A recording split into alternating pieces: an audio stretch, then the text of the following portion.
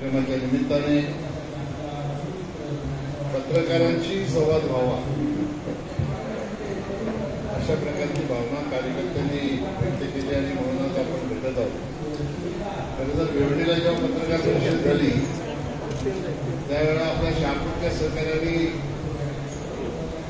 त्या ठिकाणी सूचना केली शहापूरलाही वेगळी पत्रकार परिषद व्हावी, मुरबाडलाही पत्रकार परिषद व्हावी. मुरबाडला आमच्या स्नेहभोजनाच्या कार्यक्रमाच्या निमित्ताने आम्ही पत्रकार परिषद घेतली आणि आज आपण शहापूरमध्ये आहोत. शहापूरला मला वाटतं बऱ्याचशा गोष्टी आपण भिवंडीच्या पत्रकार परिषदेमध्ये क्लिअर केलेल्या आहेत. त्याच्यामुळे पुन्हा निवेदन करावं असं मला वाटत नाही, पण आपली इच्छा असेल पुन्हा त्याच विषयाचं निवेदन करा. कारण आता काही परिस्थिती 15-20 दिवसात बदललेली नाही आहे आणि येणाऱ्या जिल्हा परिषदा, पंचायत समितीच्या निवडणुका, नगरपालिका, महापालिकांच्या निवडणुका या अनुषंगाने कार्यकर्त्यांचे मेळावे, कार्यकर्त्यांचा प्रवास हा सुरू झालेला आणि त्या दृष्टिकोनातनं संघटनेच्या माध्यमातून कशा प्रकारची रणनीती असावी याच्यासाठी भारतीय जनता पक्षाचे मेळावे हे वेगवेगळ्या तालुक्यामध्ये होत आहे. विकासाच्या दृष्टिकोनातनं पुन्हा आपल्याला माहिती द्यायची तर भारतीय जनता पक्ष माहितीच्या सरकारच्या माध्यमातून मागच्या 2.5 वर्षात आणि आता नवीन सरकार देवेंद्रजींच्या नेतृत्वात आल्यानंतर त्यांच्या नेतृत्वाखाली जो विकास सुरू आहे त्या विकासाच्या माध्यमातून निश्चितपणाने महाराष्ट्रातील जनतेच्या मनामध्ये विश्वासाची भावना तयार झालेली आहे आणि म्हणून विकास करताना शहापूर तालुकाही त्याच्यामध्ये कुठे मागे राहू नये यासाठी शहापूर तालुक्यातले सगळे सहकारी हे आमच्यापर्यंत माहिती देत असतात. आपल्याला सगळ्यांना माहीत आहे की काही दिवसापूर्वी माजी आमदार पांडुरंग बरोडा यांनी भाजपामध्ये प्रवेश केल्यानंतर विकास करण्याला एक वेगळी जोड मिळालेली आहे.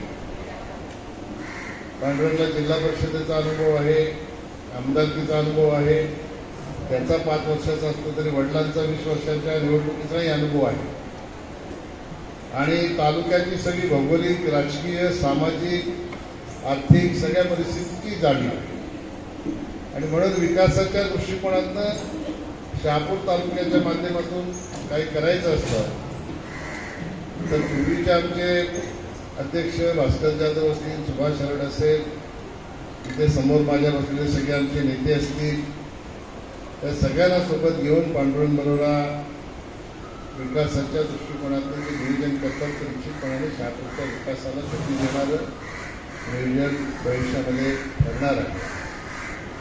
सन्माननीय मुख्यमंत्री महोदयांनी शाश्वत केलेलं आहे की येणाऱ्या काळामध्ये शहापूरच्या पाण्याची योजना असेल, शहापूरच्या आदिवासी बांधवांच्या काही समस्या असतील, शहापूरच्या ओबीसी बांधवांच्या काही समस्या असतील, दलित बांधवांच्या समस्या असतील, भौतिक विकास करण्याच्या दृष्टिकोनातून काही समस्या असतील, त्या सगळ्या समस्यांच्या निराकरण करण्यासाठी महाराष्ट्राचं सरकार हे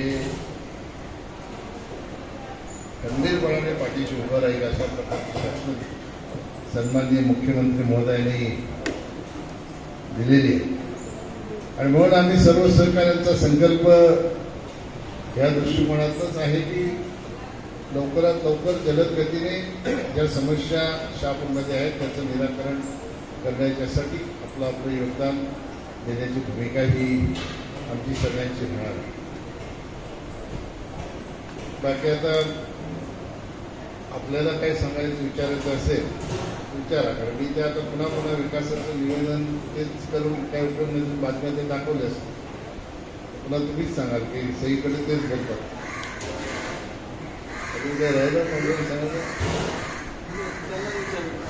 आपल्या शहापूरमध्ये गेल्या अनेक वर्षाचा एक प्रश्न आहे, भास्ता डावा कालवा. तो शेतकऱ्यांसाठी खूप फायदेशीर आहे. आता तिथं मुंबई धरण देखील होतं. आता मधी काही बातम्या आल्या होत्या की ते आता ते चालू होतं आहे, तो डावा कालवा होईल, पण अजूनपर्यंत त्याच्यावर काहीच नाही. शेतकऱ्यांची मागणी देखील आहे की त्याची ती रक्कम आहे ती वाढीव मिळावी. त्याच्यामध्ये दोन गोष्टी आहेत.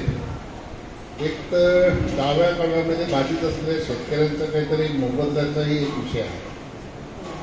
25-26 कोटी रुपये त्याला लागतात. त्याच्यासाठी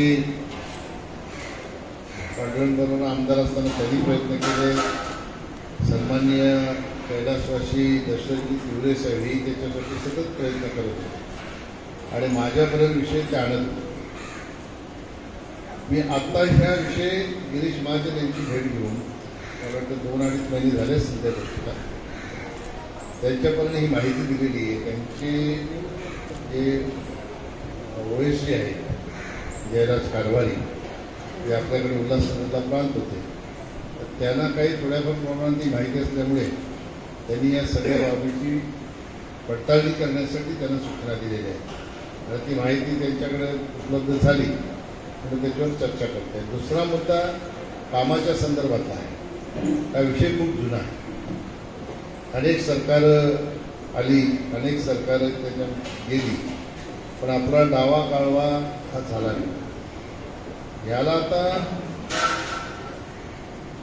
काय कारणं असतील? फॉरेस्टच्या अडचणी आहेत. फॉरेस्टचा प्रस्ताव मी पाटबंधारे विभागाला सांगून केंद्र सरकारकडे पाठवला.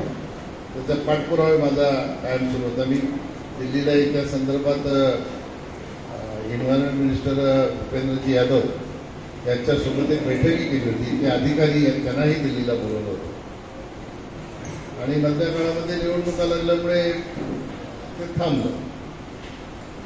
आता मध्ये जे महाविकास आघाडीचं सरकार असताना किंवा त्याच्या आधी महाविकास आघाडीचं सरकार, आघाडीचं सरकार असताना सिंचनासाठी जे 18% पाणी आरक्षित होतं, ते 18% पाणी त्याचं आरक्षण रद्द केलं आणि ते पाणी आता पिण्यासाठी ठेवलं गेलं. त्यामुळे सिंचनासाठीचं आरक्षण हे पुन्हा एकदा राज्य सरकारकडनं आपल्याला करून घ्यावं लागतं. तर त्याच्यासाठी आधी कालव्याचं काम पूर्ण करावं लागतं. कारण कालवा पूर्ण झाला नाही, त्यामुळे सिंचनाच्यासाठी पूर्णत्वाने तो जो वापरात येणारा कालवा होता तो पूर्णत्वाने वापरात येत नाही, अर्धवट वापरात येतो. म्हणून कदाचित राज्य सरकारने तत्कालीन सरकारने निर्णय घेतला असेल. ते दोन तीन स्तरावर आपल्याला प्रयत्न करावे लागतील. एक तर शेतकऱ्यांचा मोबदला, दुसरा फॉरेस्टच्या जमिनी वर्ग कशा होते त्याचा एक विषय आहे आणि तिसरा सिंचनाचं आरक्षण. या सगळ्याच गोष्टींवर आपण प्रयत्न करून लवकरात लवकर त्या सिंचनासाठी कशी ही व्यवस्था निर्माण होईल त्याच्यासाठी आपण प्रयत्न करू. सर नमस्कार. शहापूर तालुक्यातील समस्या जाणण्यासाठी आपण पत्रकार परिषद आयोजित केली आहे. त्याबद्दल शहापूर तालुक्यातील पत्रकारांच्या वतीने तशा आभार व्यक्त करतो. माझे 3 प्रश्न आहेत. 2018ला आपण शहापूर, इस्वाड आणि खोपोली ह्या महामार्गाचं उद्घाटन केलं. तो आज तर काही पूर्ण झाला नाही. तालुक्यातील नागरिकांना अक्षरशः भेटून जातील आहे त्या रस्त्याने. दुसरा प्रश्न असा आहे, ह्या स्थानिक स्वराज्य संस्थेच्या निवडणुकीत आपण व्यक्ती म्हणून लढणार नाही काही सीट लढणार. दुसरा प्रश्न असा आहे, डाव्या कालव्यासंदर्भात पाया ते शिवनेरीपर्यंत भूसंपादन झालेलं आहे, त्याच्या पुढे अजून झालेलं नाही. ज्यांचं भूसंपादन झालेलं आहे त्यांना अजूनही मोबदला मिळालेला नाही. आपलं शासन जवळजवळ 2014 पासून आपण सत्ताधारी म्हणून काम करतो. हे अनेक प्रश्न प्रलंबित आहेत. तसेच शहापूर बस डेपो हा सुद्धा अजूनही प्रलंबित आहे. या संदर्भात आपण काय लागोपाठ 4-5 प्रश्न आले. पहिला प्रश्न विचारला, शहापूर पासून मुरबाड कर्जतपर्यंतचा जो नवीन नॅशनल हायवे आपण 548E हा जो सन्माननीय गडकरी साहेबांच्या माध्यमातून मंजूर केला, त्याचं काम कुठल्या तरी आंध्राच्या कंपनीला मिळालं आपल्याला सगळ्यांना माहीत आहे. उलट माझीच तक्रार अशी असते की स्थानिक जे काही लोकप्रतिनिधी आहेत ना इकडले ना तिकडले, तुम्ही एक अशी मला तक्रार दाखवा लोकांना त्रास होतो म्हणून कोणी तक्रार केली की हे काम लवकर सुरू झालं पाहिजे. याची कारणे खाजगीत आपल्याला सगळ्यांना माहिती आहे. त्याची वाच्यता मी करणं उचित नाही. पण मरणारा त्या ठिकाणी मृत्यू पावणारा माणूस ॲक्सिडेंटच्यामुळे मला वाटतं एक 5-6 लोकांचा जीव गेला, 14 बळी गेले आणि 20-22 लोक अपंग झाले. हे काही बळी जाणारा माणूस हा जात बघून बळी जात नाही, बळी जाणारा माणूस हा धर्म बघून बळी जात नाही. अपंग होणाऱ्या माणसाला सुद्धा हे बघून काही त्याचा ॲक्सिडेंट होत नाही. त्यामुळे सर्वसामान्य जनतेला होणारा त्रास मी ह्यापूर्वीही आपल्याला सांगितलं की कोणी जर हा आवाज उठवत नसेल तर जनतेचा आवाज म्हणून आपण उठवलं पाहिजे आवाज. जेव्हा जेव्हा याच्या बाबतीत बोललं गेलं तेव्हा मीच बोलतो आणि मी बोलल्यानंतर मला ट्रोल केलं जाते. ते असं ट्रोल केलं जाते की एवढी समाजसेवा होते ती दिसत नाही आणि हा रस्ता दिसतो. तुम्हाला या संदर्भात आम्ही वारंवार लेखन केलेलं त्यांच्या विरोधात नेते मंडळी सुद्धा तुम्हाला मी तुम्ही केलं नाही असं म्हटलंच नाही. मी असं सांगितलं की तुम्ही जनतेचा आवाज म्हणून आवाज उठवा शासन म्हणून असं मी सांगितलं. ना शासन स्तरावर परवा सन्माननीय पांडुरंग बरोबरजी यांनी समृद्धीचं उद्घाटन झाल्या MSRDCला पत्र दिलं हा रस्ता जर नीट केला नाही तर आम्ही आंदोलन करू. आणि मग MSRDCचे MD अनिल गायकवाड यांनी त्यांना फोन करून सांगितलं की आम्ही व्यवस्था करतो. ठेकेदाराचा आमच्याकडे जो फंड असतो त्या फंडातनं आता आम्हीच हा रस्ता सुरू करणार आहोत असं त्यांनी सांगितलं होतं. परंतु ते सुरू झालेलं दिसत नाही कारण मी आता त्याच रस्त्यावरून आलो. तर एक त्यांच्याकडे निश्चितपणाने पाठपुरावा करू. जसा शहापूरचा भाग आहे तसा मुरबाडचा सुद्धा तुमच्या कुडवलीपासूनचा पुढचा 3 हात नाक्यापर्यंत मुरबाडच्या तोही भाग तसाच पडला. आता पुढे पलीकडे कर्जतच्या भागामध्ये मला माहीत नाही, मी 5 दिवस तिकडे गेलो नाही कर्जतच्या पट्ट्यामध्ये. मुद्दा असा आहे की मला वाटतं कमीत कमी 8-9 वर्षे तरी झाली ह्या कामाला. माझी सूचना आपल्या माध्यमातून एवढीच आहे की एखादं काम आपल्याला जर जमत नसेल झेपत नसेल तर जनतेला वेगळीच धरण्याचं काम कोणी करू नये. म्हणून आता सन्माननीय मुख्यमंत्री महोदयांच्या निदर्शनाची बाब आम्ही आणलेली आहे. त्यांनी सूचना दिलेल्या आहे लवकरात लवकर हा रस्ता पूर्णत्वास नेण्याच्यासाठी MSRDCला त्यांनी त्यांच्या स्तरावर कारवाई करण्याचे आदेश मुख्यमंत्र्यांनी दिलेले. तुम्ही आणि बरोबर साहेबांनी एक निवेदन दिले त्यांना, त्याला जवळजवळ 1.5 महिना झाला. त्या संदर्भात आम्ही बातम्या केल्या त्या शासनाच्या समस्या जेव्हा आपल्या आता पत्रकार परिषद झाली की पुन्हा आम्ही फोन करून विचारू त्यांना आजपर्यंत काही रिझल्ट नाही. हो ते आपल्या जुन्या नॅशनल हायवेला ते त्यांची जुनीच हे आहे DPR बनवलेलं आहे. काय समस्या ती तर जनतेसमोर येऊ द्या, होणारच नाही. समस्या आपल्याला सगळ्यांना माहिती आहे काय बरोबर. समस्या आपल्याला सगळ्यांना माहिती आहे. आपल्यावर कारवाई होऊ नये म्हणून जो सरकारमध्ये त्याच्या पाठीमागे जायचं दुसरी काय समस्या आहे.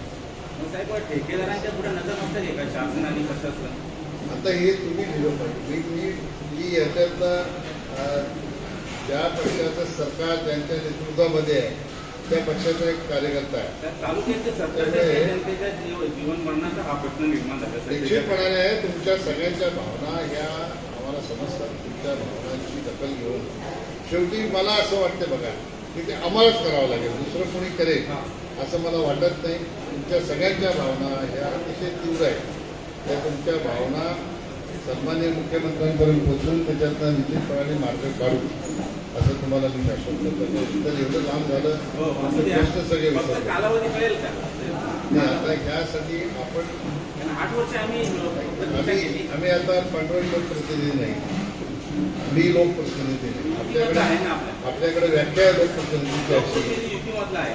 आम्ही लीडर आहोत एका पक्षाचे आता, बरोबर, जनतेने निवडून दिलेला लोकप्रतिनिधी, बरोबर. त्याच्यामुळे सरकारचा ज्या पक्षाचं सरकार त्या पक्षाचा कार्यकर्ता म्हणून लवकरात लवकर कालावधीत आता MSRDC शिवाय कोणी सांगू शकत नाही. जी संस्था जी यंत्रणा हे काम करते बघते तेच सांगू शकतो. म्हणून आम्ही त्याच्यासाठी निश्चितपणे प्रयत्न करू, लवकरात लवकर कसं होईल त्याच्यासाठी प्रयत्न करू. साहेब काल त्यांचे आता 2-3 प्रश्न राहिले ना, कदाचित सगळ्यांचे प्रश्न असेच असतील. आता काय दुसरा प्रश्न होता? आहेत ना सर, आहेत. जिल्हा परिषद पंचायत समितीच्या निवडणुका महायुतीतून लढणार. महायुतीतून लढायचं नाही लढायचं याच्या बाबतीत आमचे नेते मंडळी हे कायमचे सुतोवाच करतात की या निवडणुका आम्ही महायुतीमधूनच लढणार आहोत. महायुतीतून लढाचा निर्णय त्यांचा किंवा न लढाचा निर्णय त्यांचा. आम्हाला जो आदेश आहे त्या आदेशाप्रमाणे आम्ही खालच्या स्तरावर निवडणुका लढण्याच्या बाबतीत कृती करू. तर युती करण्याचा अधिकार शेवटी खाली स्तरावर, खालच्या स्तरावर नाही. पण वरिष्ठांनी जर सांगितलं की तुमच्या स्तरावर तुम्हाला युती करायची असेल तर करा, तर आम्ही निश्चितपणाने महायुतीमधूनच ह्या निवडणुका लढू. बाकीचा निर्णय हा वरिष्ठांनी घ्यायचा आहे. मग शिवसेनेच्या बाबतीत असेल किंवा राष्ट्रवादीच्या बाबतीत असेल. भारतीय जनता पक्षाच्या बाबतीत आता सुदैवाने प्रदेशाध्यक्ष रवींद्र चव्हाण जे आपल्या जिल्ह्यातले आहेत आणि सन्मान्य मुख्यमंत्र्यांनाही सगळं माहीत आहे आणि आपले शिवसेनेचे नेते आदरणीय एकनाथ शिंदे साहेब ते या जिल्ह्यातले आहेत. महायुतीतले 2 घटक जे निर्णय करणारे ते या जिल्ह्यातलेच आहेत. अजितदादांच्या पक्षाचे आमदार या ठिकाणी आहेत. त्यामुळे हा निर्णय तिन्ही पक्षांच्या वरिष्ठांचा असेल, तो निर्णय करतील, तो मान्य करून पुढे जाऊ. पाटील साहेब, माझा प्रश्न मुरबाड तालुक्यातला आहे. शहापूरची पत्रकार परिषद आहे, मात्र त्या बाधितांच्यामध्ये शहापूरचे काही शेतकरी आहेत म्हणून आता आपले प्रश्न विचारतोय. कल्याण नगर जो महामार्गाचं काम सुरू आहे त्यामध्ये अनेक शेतकऱ्यांना अजूनपर्यंत मोबदला मिळालेला नाही. तिथले स्थानिक प्रतिनिधी अनेक कोणालाच मिळणार, हां म्हणजे भरपूर आहेत, अजून मिळालंच नाही. तिथले स्थानिक लोकप्रतिनिधी भिवंडीमधनं जो बहुउद्देशीय मार्गिका जाते वसई विरार काहीतरी आहे त्याच्या बाबतीत मंत्रालयामध्ये पाठपुरावा करतात. तर त्या बाधित शेतकऱ्यांच्या बाबतीत आपली केंद्रीय राज्यमंत्री म्हणून काय भूमिका आहे? कल्याण मुरबाड मालशेज रोड हा रस्ता मीच मंजूर केलेला आहे. त्याचं क्रेडिट कोणी घेऊ शकत नाही आणि मी घेऊन पण कोणी किती जरी खोटी भाषणं केली तरी हा रस्ता मंजूर मीच केलेला आहे. कल्याणपासून मालशेज घाटापर्यंतची शेतकरी परेशानीची गोष्ट बरोबर आहे. मी त्यांच्यासाठी अनेक बैठका घेतल्या, जिल्हाधिकारी कार्यालयाची बैठका घेतल्या. त्यांचा फक्त मोबदल्याचा प्रश्न नाही, 2 प्रश्न आहेत. एक प्रश्न असा आहे की 1980 सालापासून गावाच्या नकाशावर रस्त्याची रुंदी, जसं तुमच्या इथे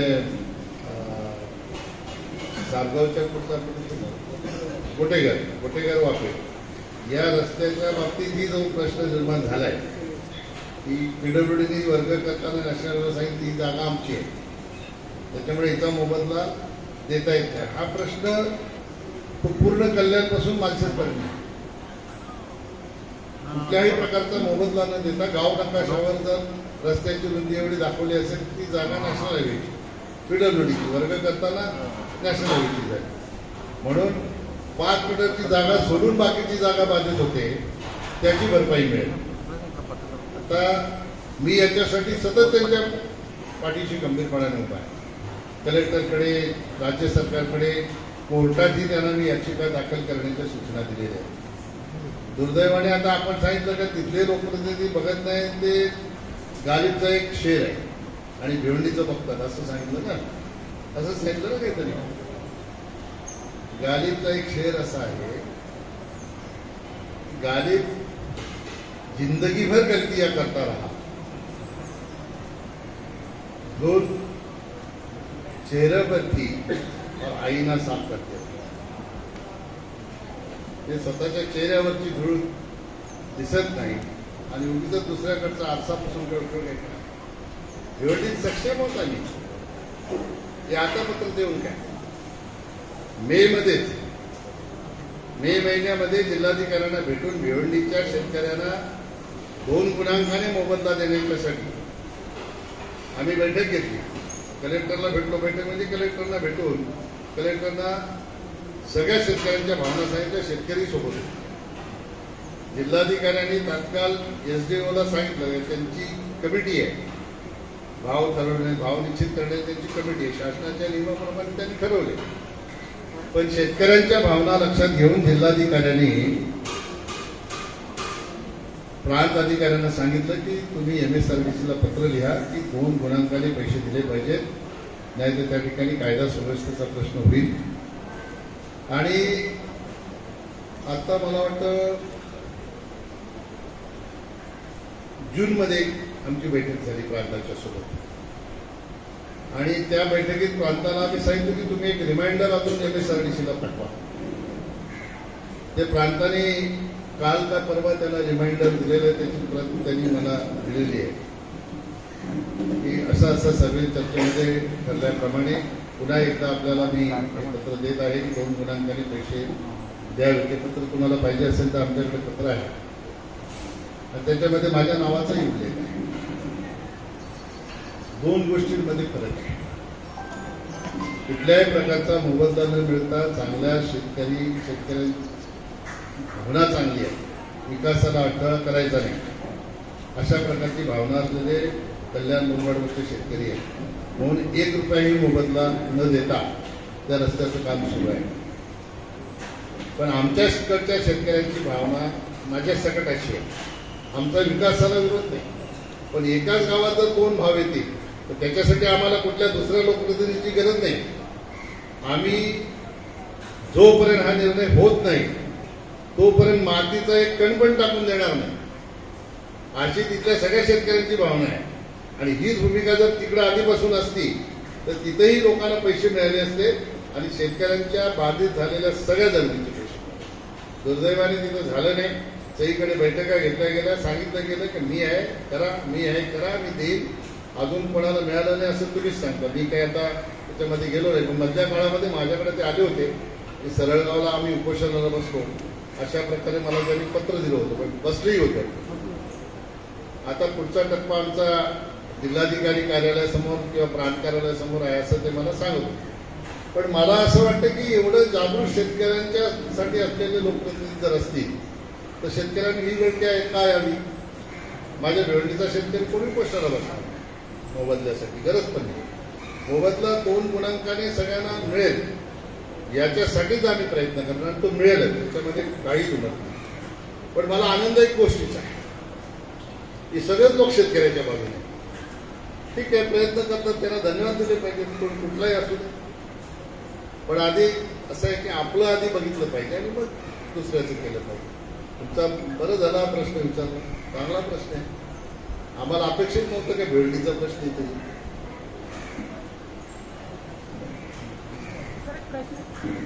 समस्या आहे, फुटबॉलवाल्यांची एक समस्या आहे. माननीय जिल्हाधिकारी ठाणे यांच्या अध्यक्षतेखाली शहापूर तालुक्यातील ग्रामपंचायत फुटघर येथील स्थानिक शेतकरी यांच्या जमिनी हस्तांतरण व कोयना पुनर्वसन वसाहतीनं जागा वाटप या संदर्भामध्ये 17/4/2017 एक बैठक झाली होती आणि त्या बैठकीमध्ये असं एक निर्णय होता की बैठक वीज घेतली होती नाही ते उल्लेख केला पाहिजे ना, आहे ना ते पुढे आता एवढं वाचून दाखवलं. पण ऐका ना सर, त्याच्यावर कसा विषय आहे की उपविभागीय अधिकारी भिवंडी आणि तहसीलदार त्यांच्याकडे जी अंमलबजावणी होती ती आजपर्यंत झालेली नाही. आता पुढे काय ते आता हे आपली पत्रकार परिषद झाली की तुमच्या समोर फोन लावते ना, का नाही केले अंमलबजावणी विचारू. चालेल साहेब, शहापूर बस आगार त्याची इमारत तर अजून बस होत नाही, परंतु सगळ्यात दुर्दैवी बाब अशी आहे की त्या बस आगारात ST बसच नाही आहेत. प्रवाशांची एवढी गैरसोय आहे आणि त्या पण भांगार आहेत. मधल्या काळामध्ये मी परिवहन मंत्र्यांना फोन केला होता प्रताप सर नाही केला, तर त्यांनी मला सांगितलं की आपण असे आता सर्वे करतोय की जिथे जिथे शक्य आहे तिथं TTP बोर्डवर हे आपले जे सगळे बस स्टँड आहे ते डेव्हलप करण्याचा विचार करतोय, तर त्यांच्याकडे माहिती संकलित झाली की ते करतील. नाही पण बस प्रवासासाठी अक्षरशः भंगार आहेत, म्हणजे जीव घेणार प्रवास आहे. असं आहे आणि बस ज्या नवीन येतात ना त्या लॉंग रूटला दिल्या जातात. तर बस आगार यांचं पण त्याच्यावर दुर्लक्ष, आणि लोक शाळे विद्यार्थी प्रवास करतात, शाळे विद्यार्थी खास करून प्रवास करतात. याची आता तुम्ही माहिती इथे मला विचारलं तेव्हाच, आता मी काही बस आगाराची माहिती माझ्यासोबत नाही मी तुम्हाला त्यासाठी सांगतो की आजची अवस्था अशी आहे की बस संबंधित अधिकाऱ्यांना विचारू नेमकं काय आहे ना ते मला माहिती दिली तर त्यांना आपण विचारू आणि लोकांना सुविधा होईल प्रवासाची अशी व्यवस्था करू.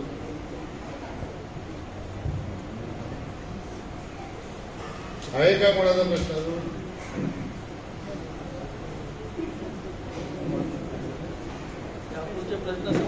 नाही, शहापूरचे भरपूर प्रश्न आहेत, ते संपणार भरपूर नाही. आहे.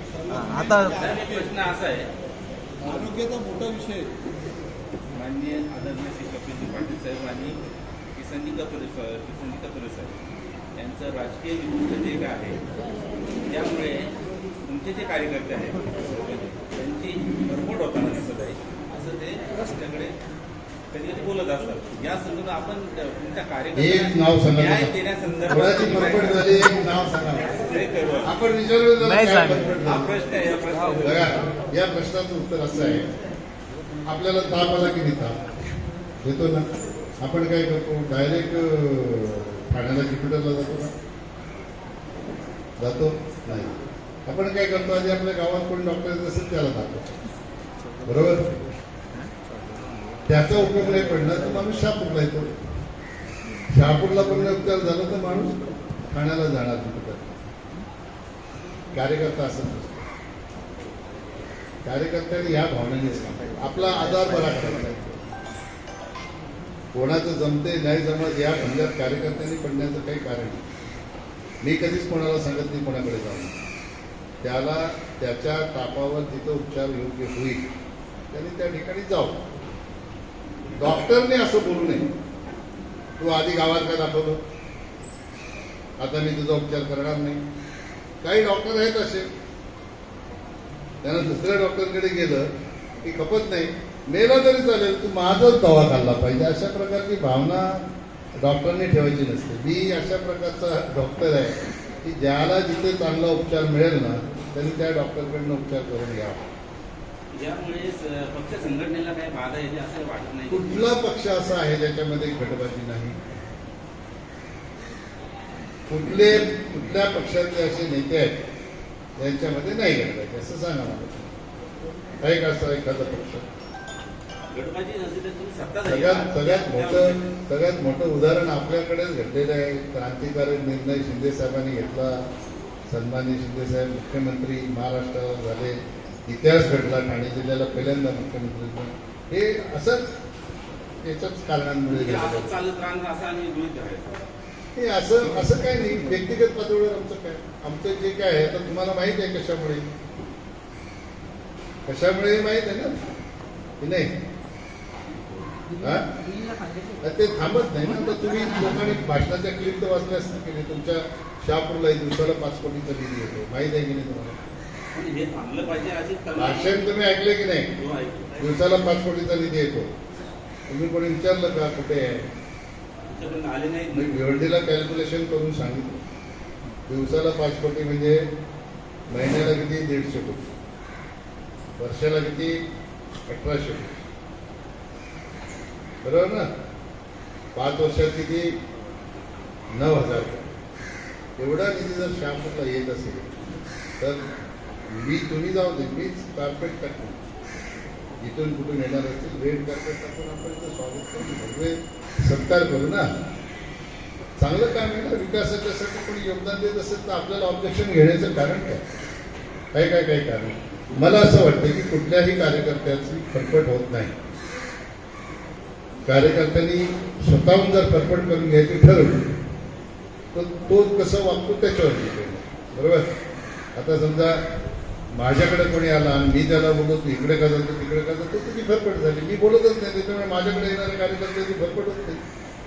तुम्हाला कोणी असं आहे का दाखवून द्या मला. मी असं बोलतो असं दाखवून द्या कोणाला. इथं जाऊ नको तिथे जाऊ नको. नाही नाही तसं शेवटी त्यांना काय मी भिवंडीला देखील हा प्रश्न घेतला. तो प्रश्न पुन्हा घेतो. मुंबई नाशिक महामार्गावरती अंडरपास ब्रिज आहे भांडे बिल्डिंगजवळ, खूप अडचणीचं आहे. त्या ठिकाणी दर 10 मिनिटांनी वाहतूक कोंडी होते, मोठमोठ्या गाड्या जातात. त्याचं तुम्ही सांगितलं होतं, पण ते जलद गतीने झालं तर जरा बघा. जलद गतीने झालं तर ठीक आहे. नाशिकला आता आपण फोन लावू, जलद गतीने करण्याच्या सूचना देतो. कालच आपल्या मित्र पक्षाचा एक मेळावा झाला. त्यांनी स्वबळाची तिथे जवळपास घोषणाच करून टाकली. सगळ्या पक्षांच्या म्हणण्यामध्ये असं होतं की 30 जागा पंचायत समितीच्या आणि 15 जागा जिल्हा परिषदेच्या या आपण निवडून आणायच्या आहेत आणि या सगळ्या स्वबळावर लढण्याचं त्यांनी जवळपास निश्चित केलं. याबाबत आपली भूमिका काय? त्यांनी जर असली भाषण त्यांची असतील तर ते काय बोलू शकतात हे त्यांचं त्यांना माहिती. बरोबर, ही त्यांच्या पक्षाची भूमिका, त्याच्यावर मी भाष्य करणं उचित. आपली तयारी कशी? माझ्या पक्षाची भूमिका अशी आहे की माझ्या प्रदेश अध्यक्षांनी जर आम्हाला सूचना केल्या की आपल्याला महायुतीत लढायचं तर आम्ही कसं सांगणार आम्ही सोबत. आम्हाला आमच्या पक्षाच्या नेत्याचा आदेश मान्य करायचा आहे. आम्हाला आमच्या मुख्यमंत्र्यांनी सांगितलं की आपल्याला महायुतीत लढायचं आहे, महायुतीत लढायचं आहे. आम्हाला आमच्या दोन्ही नेत्यांनी सांगितलं की आपल्याला स्वतंत्र लढायचं आहे, तर स्वतंत्र लढू. आम्ही तर कुठे अशी भावना व्यक्त केली नाही. भारतीय जनता पार्टी म्हणून आमची भावना सगळ्यांना सोबत घेऊन जायची आहे. मित्रपक्षांना आम्हाला सोबत घेऊन जायचं नसेल तर तो हा प्रश्न तुमचा त्यांच्यासाठी असला पाहिजे. त्यांनी का अशी भावना भूमिका घेतली याचं उत्तर मी नाही देऊ शकतो. बरोबर, किंवा असंही असेल त्यांना वाटत असेल की आपली ताकद आहे 15च्या 15 जागा 30च्या 30 जागा निवडून म्हणजे 45 जागा निवडून आणायची त्यांची ताकद असेल. त्यांच्या ताकदीच्या बाबतीत मी शंका घेण्याचं काही कारण नाही. बरोबर, माझी भूमिका मी सांगितली, माझ्या नेत्याने सांगितली, युती तर युती, नाही तर नाही.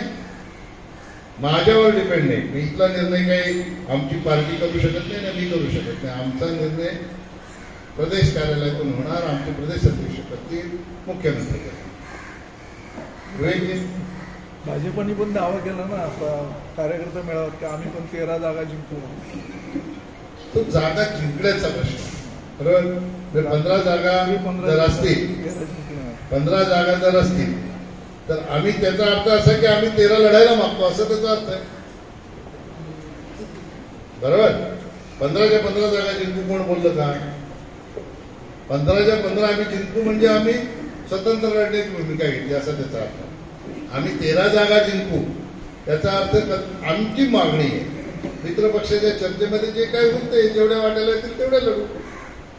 आम्हाला सध्या ही भूमिका घ्यायची नाही, कारण आमच्या वरिष्ठांनी आम्हाला सूचना दिलेल्या आहेत की तुम्ही महायुतीत आपल्याला लढायचं आहे, त्या दृष्टिकोनातून तयारीला लागला. पण कुठलाही पक्ष असेल, शिवसेना असेल किंवा राष्ट्रवादी असेल किंवा आम्ही असू, युतीची चर्चा शेवटी होती. त्या चर्चेमध्ये सगळ्यांना मनाप्रमाणे जागा नाही मिळाल्या आणि फिसकटलं तर प्रत्येक माणूस आपल्या आपल्या पक्षाची तयारी तर ठेवतो ना सर्व जागा लढण्याची. काही युती तुटल्यावर उमेदवार शोधायला जाणार कोणी? असं तर नसते ना. कालच्या शिवसेना मेळाव्यामध्ये आपल्यावरती निलेश सांबरेंनी आरोप केलाय की त्यांनी शहापूरला तहसीलदार ठेवलं होता, ते भिवंडीला जाऊन तिथे त्यांचा तालुका अध्यक्ष सांगेल तसेच निर्णय घेतले जातील म्हणून टीका केली. भिवंडीला येऊन तिथे जाऊन ते निर्णय देतील त्याचंच काम होईल म्हणून. माझी ताकद किती बघा. धन्यवाद सांगा त्यांना. नशीब कलेक्टरांच्या बाबतीत नाही भाष्य केलं. अरे जेव्हा ती तहसीलदार होती तेव्हा मुख्यमंत्री तुमचा होता. बरोबर, मुख्यमंत्री कोणाचा होता? बरं, मी मंत्री झाल्यावर त्यांना आणलं होतं का तहसीलदारांनी? नाही, त्या आधीच होत्या. आता कोणी कोणावर आरोप करायचे, आता काय बोलायचं? परत ते गालिबचा शेर लागू पडतो तिकडे पण. माझ्या ताकदीचा अंदाज आहे सगळं असं ते चालतं. शहापूर तालुक्याचे निर्णय भिवंडी तालुक्यात होतात. इकडे पण म्हणजे दुसरा कुठे? हा, इकडे पण म्हणजे दुसरा कुठे? मग सांगितलं ना. नाव नाही घेतलं. नाव कशाला कोणा माझ्या इथे पत्रकार परिषद दुसऱ्याचं नाव घेऊन त्यांना मोठे कशाला करू? अरे मी आता एवढी वर्ष राजकारण करतोय, एवढं तिथं ते पाळलं पाहिजे ना. तुम्हाला समजलं की नाही? संपला विषय. नाव घ्यायची गरज मी काय सांगतो, नाव न घेता एखाद्याला समजलं म्हणजे हीच आपली खऱ्या अर्थाने कसं आहे ना आपल्यातलं. साहेब काय झालं, इथं नेतृत्व करणारे कमी मंडळी आहेत तुमच्यासाठी, कामसून आहेत, हे त्या फुटलं येत आहे. त्यामुळे सर्वांचीच म्हणजे विरोधक असतील किंवा तुमचे असतील त्यांना हे वाटतंय की हे बाबा कुठेतरी जुळलं पाहिजे. कोणाला वाटतं जुळलं पाहिजे? सर्वांना, सर्व जनतेला. तुम्ही हेडलाईन चालवा, ह्या जगामध्ये माझा कोणी दुश्मन नाही. परत रिपीट करतो, या जगामध्ये माझा कोणी दुश्मन नाही. पण मला कोणी दुश्मन समजत असेल तर त्याला मी काय करू शकतो? हा माझा दोष आहे का? आपण चांगलं काम करायला लागलो ना की सगळ्यात आधी आपल्या घरात आपले दुश्मन तयार होतात आणि मग बाहेर करतात. काही लोकांची भावना अशी असते, अशा एवढं चांगलं जर काम केलं तर आपल्या राजकारणाला बाधा येऊ शकते, म्हणून दुसरं काही करता येत नाही तर बदनाम करा. पण ज्यांची कोणाची भावना असेल माझ्यासोबत बसून एकत्र काम करण्याची विकासाच्या दृष्टिकोनात, बाकी काम नाही दिसत. माझ्याकडनं काही कोणाला म्हणाही नाही. मी विकासाच्या दृष्टिकोनात कधीच कुणाचा अवहेर केला नाही. मी पांडुरंग राष्ट्रपतीत असतानाही सांगायचो, पांडुरंग प्रयत्न करतोय. आता माझ्याकडे प्रवेश केला म्हणून बोलतो असं नाही. त्याच्या आधीही बघा, बावली धरणाच्यासाठी आम्ही दोघांनी एकत्र काम केलं. मी खासदार होतो, पांडुरंग आमदार होतो. अनिटी हायब्रिडच्या रस्त्यांसाठी केला आणि बावली धरणासाठी पाणी आरक्षित करण्यासाठी बैठकच लागत नव्हती, ती बैठक मी लावली. त्याच्यामध्ये पाटबंधारे मंत्री, पाणी पुरवठा मंत्री दोघांना एकत्र करून त्या ठिकाणी निर्णय केला पाण्याच्या आरक्षणाचा. त्याचा प्रचंड विरोध होता वरच्या लोकांचा. ह्या गोष्टी ज्या आहेत ना, त्या कोणी नाही केल्या, ते आम्हीच केले. आता असं बोलायला हरकत नाही की बीजेपीनेच केले, बरोबर? त्या तर पांडुरंग माझ्या बाजूला बसलाय ना. पूर्ण बावली योजना पूर्ण कधी होईल? आता हे ठेकेदार विचारलं पाहिजे किंवा त्या यंत्रणेला विचारलं पाहिजे. बावलीच्या संदर्भात एक प्रश्न आहे की आपल्याला मुख्य मुद्दा होता गुरुत्वाकर्षणाचा, त्याच्याने आपल्याला बिजलीला मोफत पाणी मिळणार होतं. पण आता वाईट टॅपिंगलाच मनाई केली जाते. हे आता बघा, बावली धरणातनं शहापूरला पाणी पुरवठा का व्हावा, तर तत्कालीन जिल्हा परिषदेचे शिव होते चौधरी, उदय चौधरी, त्यांनी याचा सर्वे केला होता आणि ग्रॅव्हिटीने पाणी शहापूरच्या ज्या गावांसाठी, मला वाटतं 96 गावांची योजना आहे ना, 96 महसुली गाव, 285 वाड्या पाणी, त्या गावांना ग्रॅव्हिटीने पाणी जाईल अशा प्रकारचा सर्वे त्यांनी केला. त्यात काही चूक आहे का? महाराष्ट्रामध्ये कुठेही पाणी असतं. आता तुम्ही लोक बोलता का आम्ही मुंबईला पाणी देणार नाही? बोलता? मुंबईचे डॅम शहापूरला का झाले? या ठिकाणी भौगोलिक परिस्थिती तशी आहे, बरोबर? मुंबई खाली आहे, आपण समुद्र सपाटीपासून वर, आणि म्हणून मुंबईला ग्रॅव्हिटीने नळातनं पाणी जाईल याच्यासाठी शहापूरला डॅम. आपल्याकडे जे डॅम झाले त्या डॅमने शहापूरच्या या 96 गावांना जर पाणी द्यायचं ठरवलं तर ग्रॅव्हिटीने येणारच नाही. येणार आहे का? नाही येणार. मग अपलिफ्ट करूनच ते पाण्याची योजना करावी लागते. त्याच्यापेक्षा ही योजना व्हायबल होती आणि म्हणून ती सुचवली. इगतपुरीच्या लोकांचा विरोध असतानाही सरकारने पाण्याचं आरक्षण दिलं. खरं तर शहापूरकरांना कुठूनही पाणी येऊ दे, कोणीही विरोध नाही केला पाहिजे. अख्ख्या मुंबईला पाणी पाजणाऱ्या गावात, तालुक्याला जर पाणी देण्यासाठी कोणी विरोध करत असेल त्याच्यापेक्षा वाईट दुसरं काय नाही. मला मागेही समजलं होतं की त्याला टॅपिंग करायला ही विरोध होत आहे. तर आम्ही मुख्यमंत्री महोदयांना या बाबतीतली माहिती दिलेली आहे. त्यांनी लक्ष घातलेलं आहे त्याच्यामध्ये. निश्चितपणे त्याच्यात मार्ग काढून लवकरात लवकर शहापूरची आपली बावडी धरणाची योजना ही पूर्णत्वात जाईल असा मला विश्वास आहे. तालुक्यासाठी आपण हा बोललो का? स्वतंत्र धरणाला तशी भौगोलिक परिस्थिती नाही ना की शहापूरला ग्रॅव्हिटीने पाणी येईल. वरच करावं लागेल, वरच करावं लागेल. खरं तर मी त्यावेळेला उदय चौधरीने अशी सूचना केली. आम्ही दोघंही होतो पांडुरंग आणि आम्ही जिल्हा परिषदेला दोघं गेलो. त्यावेळेला मी त्यांना अशी सूचना केली की अप्पर वैतरण आहे, अप्पर वैतरणाच्या वरती डोंगर आहे माळचं. त्या माळच्या डोंगरावर मोठी टाकी बनवली पाहिजे, एक 10-12 कोटी लिटरची, आणि तिथून फिल्ट्रेशन करून जर पाणी सोडलं तर ते ग्रॅव्हिटीने येऊ शकतं. त्याचा खर्च जास्त होत होता. तसा आपला भातसा डॅम आहे, कांचा डॅम आहे, ह्याच्या तिथे काही भौगोलिक परिस्थिती असेल आणि वर डोंगर असेल तर ते डोंगरावर लिफ्ट करून पाणी नेऊन तिथून खाली सोडलं. असं केलं तरच ते पॉसिबल. आणि मग योजना ही वाढत होत्या. आता या तिन्ही डॅमवर करायचं झालं तर 3 योजना कराव्या लागल्या असत्या. तर वेगवेगळं क्षेत्र आहे. म्हणजे आगेकडचा पट्टा आहे तो कांसाकडून झाला असता, इकडला तुमचा भातसाई वगैरे हा पट्टा आहे तो भातसावरून झाला असता, आणि अप्पर वैतरणाला बाकी सगळ्या तालुक्याला जोडता आलं असतं. पण ते टेक्निकली पॉसिबल होत नव्हतं, म्हणून हा त्याच्यात मार्ग काढला.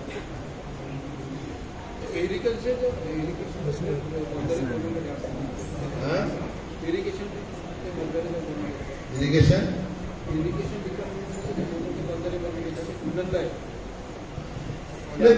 तोही प्रस्ताव आम्ही दिला होता.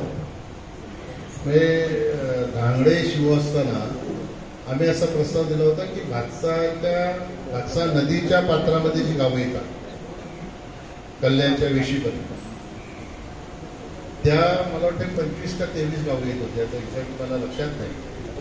त्यांना भातसा डॅमच्या नदीच्या पात्रातून पाण्याची योजना द्यायची, 5-5, 6-6 गावची रिजनल योजना करायची आणि एकच फिल्ट्रेशन प्लांट करून मग त्यांना डायव्हर्जन द्यायचं 5-6 गाव, असा प्रस्ताव. आणि भातसाच्या नदीच्या पात्रात येणाऱ्या लोकांना तिकडनं तसा प्रस्ताव, असा प्रस्ताव आम्ही तत्कालीन पाणी पुरवठा सेक्रेटरी जयस्वाल साहेब यांच्याकडे दिला होता. पण त्याच्या राज्यस्तरावर त्याच्या बाबतीत असा निर्णय झाला की आपण बावडीची धरणं योजना मंजूर केली असताना पुन्हा पॅरलल योजना का करायच्या. आम्ही त्यांना सूचना अशी केली होती की ज्या सर्व्हिस लाईन टाकणार आहात ते बावडी धरणाच्या योजनेला उपयोगाला येतील अशा पद्धतीची रचना करून टाका. पण ते पॉसिबल झालं नाही आणि राज्य सरकारकडनं तो प्रस्ताव स्वीकारला गेला नाही, त्याच्यामुळे ते राहील. खरं ते अतिशय चांगलं होतं. चला एक लास्ट प्रश्न.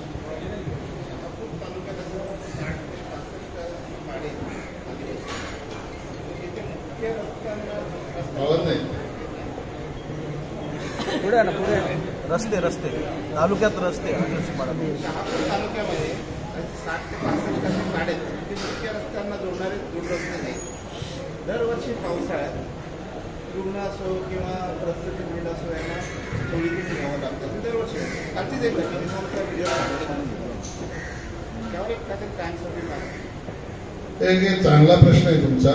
खरं शहापूरच्या दुर्गम भागामध्ये अशा प्रकारची परिस्थिती आहे. काही भिवंडीच्याही दुर्गम भागामध्ये, मुरबाडलाही झोळीमध्ये पेशंटला न्यावं लागतंय.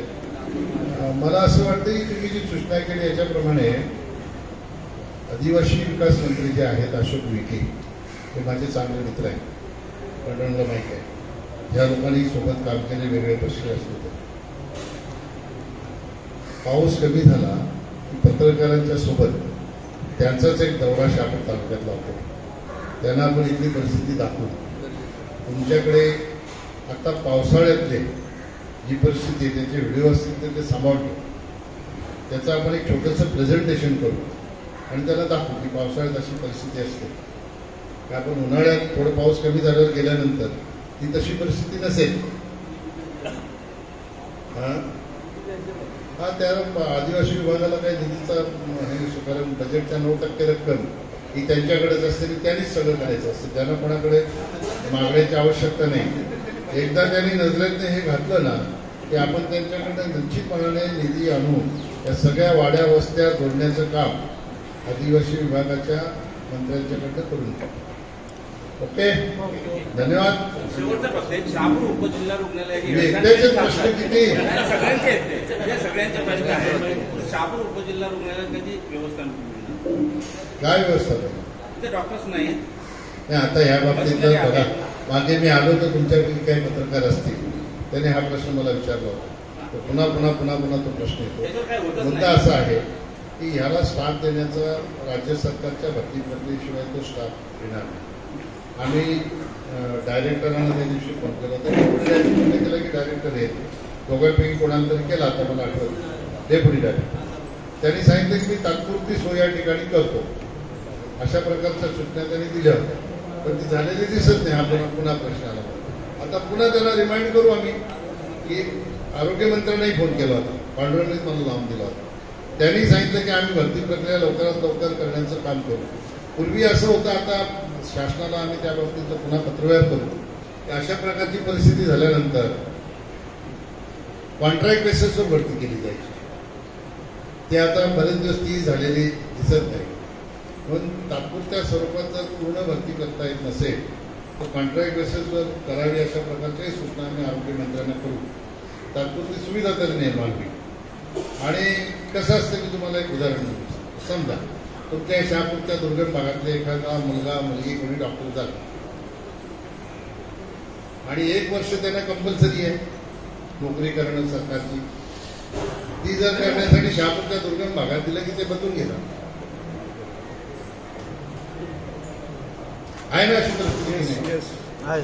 आपल्या इथलाच जर डॉक्टर असला तर तोही दुर्गम भागात जायला तयार. ही मानसिकता सरकारची नोकरी करणाऱ्या डॉक्टरांची बदलली पाहिजे, स्टाफची बदलली पाहिजे की आपण आरोग्याच्या सुविधेसाठी ही नोकरी स्वीकारलेली आहे. हे व्रत आहे, हा व्यवसाय नाही. हे व्रत आहे. तर जिथे आपल्याला राज्य सरकारकडून जायला सांगतील त्या ठिकाणी जाऊन आपण नोकरी केली पाहिजे. सगळ्यांनी असं जर योगदान दिलं तर ही समस्याच नाही. पण मी अध्यक्ष राहिल्यानं मला माहीत आहे कशा प्रकारची परिस्थिती असते. ओके, धन्यवाद.